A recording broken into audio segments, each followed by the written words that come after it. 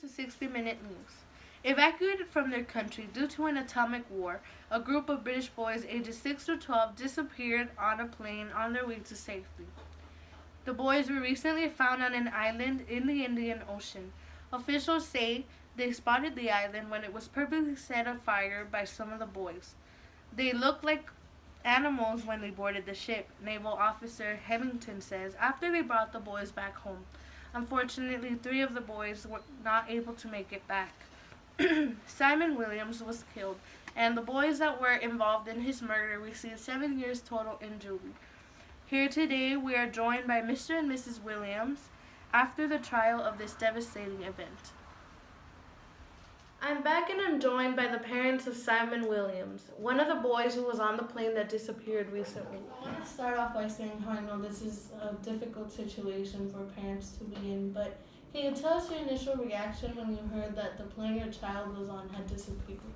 Well, at first, I was in disbelief. I kept telling myself it wasn't true and that my son wasn't on that plane. It just could not go through my head that my son was in a life or death situation. And the news was difficult to process because as a parent, you always want your child to be safe, and at that moment, there was nothing we could do for him. When I first heard about this incident, I was in complete shock. I couldn't imagine my only child going through such thing, and I mean, he was supposed to be sent out of danger. How did you feel when the children came down from the ship and Simon wasn't one of them? It felt heartbreaking to see every single child come down the ship and wait anxiously for Simon and him never show up. All the doubts I had assumed became true, and that was the moment I truly realized I would never see him again. Seeing that special moment of kids reuniting with their parents was hard to see since Simon wasn't there with me. It was very devastating for both of us. I mean, seeing all of the children reunite with their parents and us not able to hold our Simon. So you know about the other children that were being tortured on the island. How does that make you feel? You know, knowing that children can cause harm amongst themselves. It's very upsetting because to think that children were torturing other children, you would never expect something like that or ever think of that. And when you think of murderers and homicides, you would never expect to hear a children did something like that. You would always expect it was an adult. And then to think that my son was involved in that, part of that, it's very surreal to think children are capable of doing something like that. It's very upsetting. Yes. To me, I mean, of course it's surprising, but we have to understand that they are just themselves alone. I mean, there was no dogs, there was no order. You don't really understand what their circumstances were. But I mean, they must have gotten to this point where they were just, you know. Yeah, I understand. So this next question was, debated amongst my crew and I.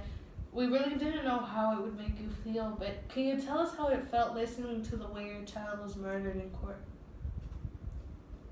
Honestly, I'm sorry, I need a second. Listening to the way Simon was being murdered, I was very horrified. How can such civilized kids do something so brutal? And at the moment with Simon on my mind, I couldn't imagine what exactly he had done to have this happen to him. It was just unbelievable. Sorry, Paige. I knew that was going to be hard, but I can't talk about this. I'm going to go ahead and move on now. So the children that were involved in your son's murder received 7 years, right? Yes. Okay, so does that justify your son's death? No, it doesn't. What they did was wrong. And yeah, I understand they're children, but they should know what's wrong and what's right.